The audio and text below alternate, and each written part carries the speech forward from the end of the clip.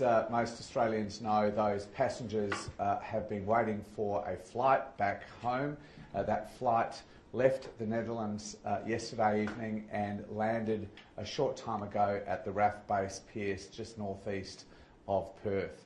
The passengers, I'm pleased to say, remain in good health. They were subject to an initial health assessment upon landing, although they were also subject to ongoing assessment by a doctor on the plane for the entire flight. And they will be subject, now they have been transported to the Bullsbrook quarantine facility, to a more detailed health assessment, and that will include another PCR test for the Hantavirus. They underwent a test before they flew out of the Netherlands. That test was returned negative for all 6 passengers, but they'll be tested again. So I'm pleased to say they are in good health.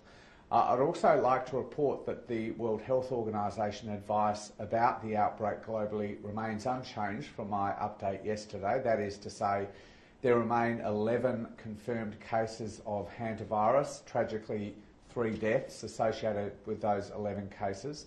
And it remains the case that all of the cases that have been identified around the world are from people who were on the cruise ship Hondius. There has been no ongoing transmission of the virus detected anywhere in the world so far.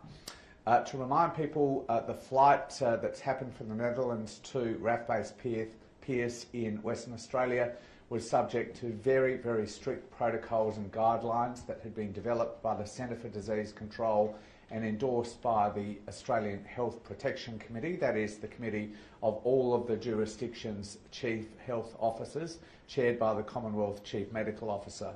And in particular, the crew and the relevant doctor were in full PPE, personal protection equipment, for the entire duration of that flight.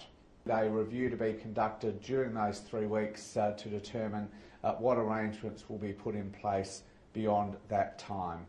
I want to stress this is one of the strongest quarantine arrangements for passengers being repatriated from this cruise ship you'll find anywhere in the world. Most countries where passengers are being repatriated, countries like the US, the UK, most European countries, are quarantining in a central place, whether that's a centre or a hospital, their repatriated passengers for 2 or 3 days, and then allowing those passengers to return home. We have taken the decision to take a stronger approach to quarantine arrangements than that, because we are determined to ensure there is no risk at all of any transmission of this virus into the Australian community.